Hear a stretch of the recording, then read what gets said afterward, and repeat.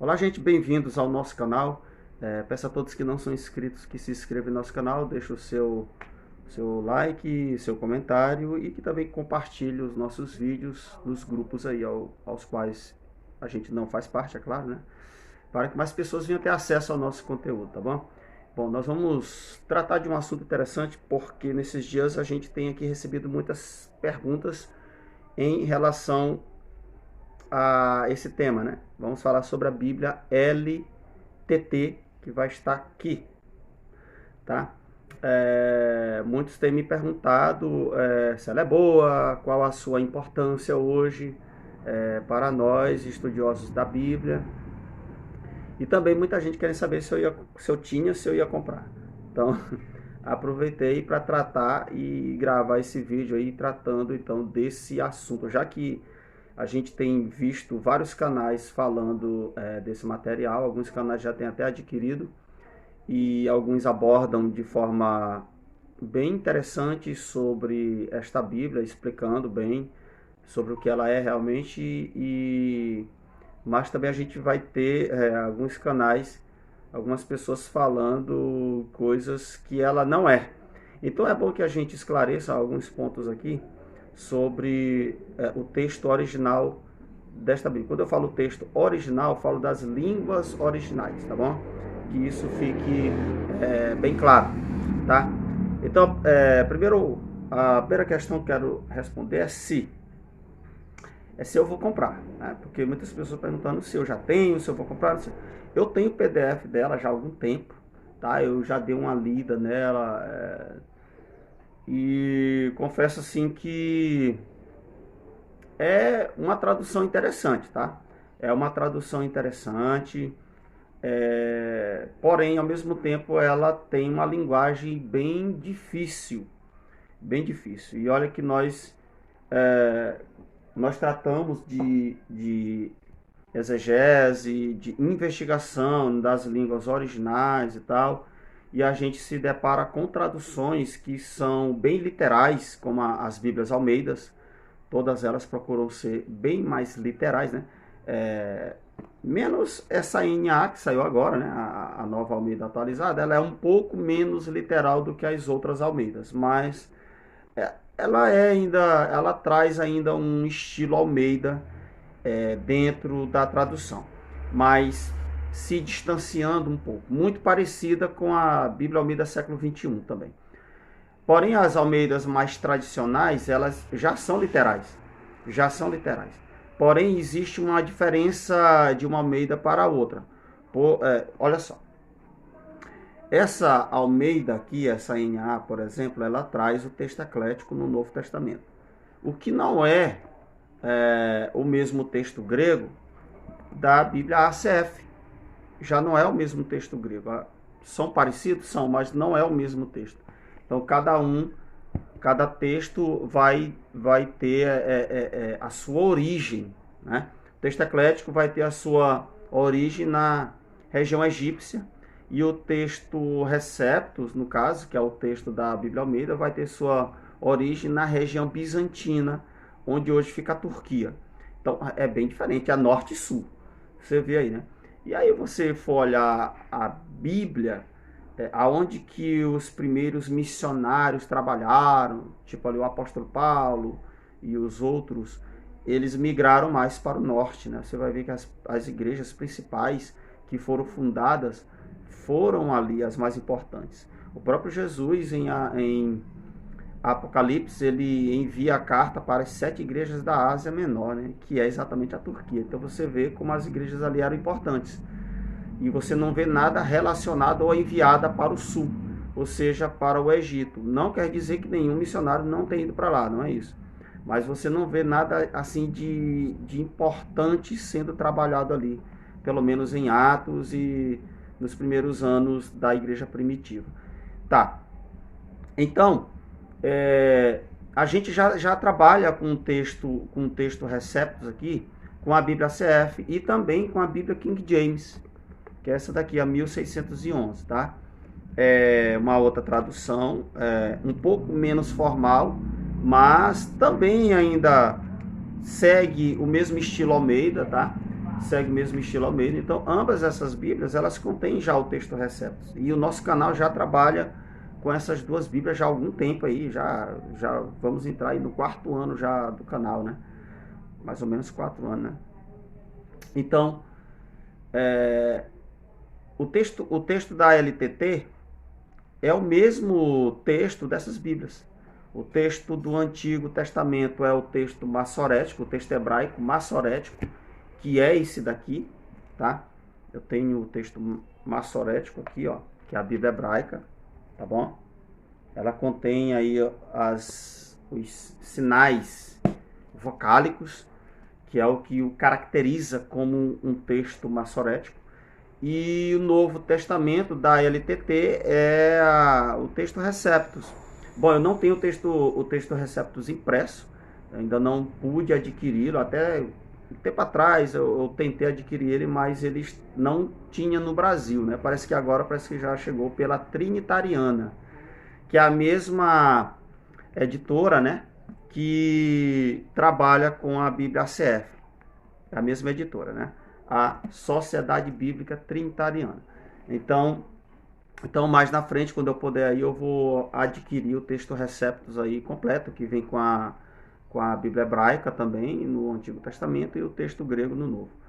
Então a gente já trabalha com essas Bíblias aqui, com essas traduções, e a LTT, assim, por que eu nunca adquiri ela? Porque como ela é uma Bíblia literal, ela já é muito literal.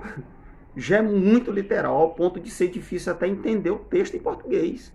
Ou seja, a tradução, pelo menos o que eu vi aqui no meu PDF, que eu tenho dela já há algum tempo aí, não sei se alguma coisa foi atualizada na Bíblia, mas parece que eles mantiveram o mesmo tipo de tradução. Então, ela é super literal, cara.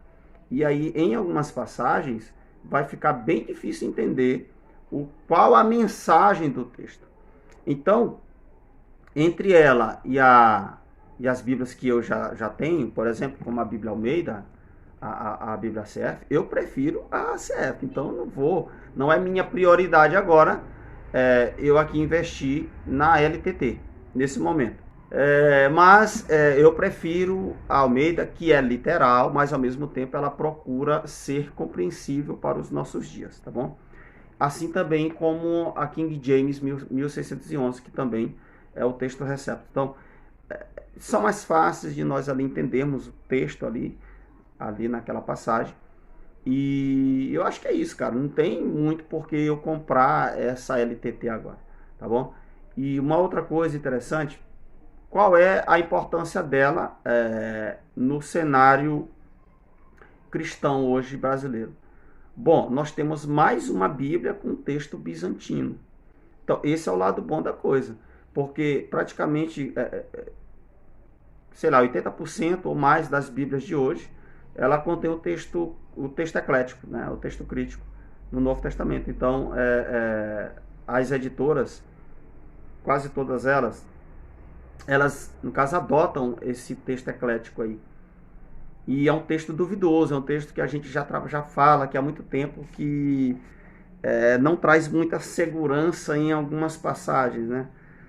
Por exemplo, o final longo de Marcos, que a gente já tem um vídeo aqui tratando sobre isso. Tem 1 Timóteo 3,16, onde ele tira ali o termo teós e põe ali hos no lugar de teós, e dentre outras passagens que a gente já trabalhou aqui. Então é complicado. Então, mas esse é o texto que é usado aí pela academia e também nas editoras, é o que eles trabalham. E você tendo mais uma Bíblia com texto bizantino no mercado, é mais uma possibilidade para os irmãos adquirirem, até para comparar os textos, o texto eclético com o texto bizantino, que ela carrega, que é o texto Receptus, tá? Lembrando, quando eu falo de texto bizantino, estou falando em geral, né, de onde que vem o texto Receptus. Ele vem da região bizantina.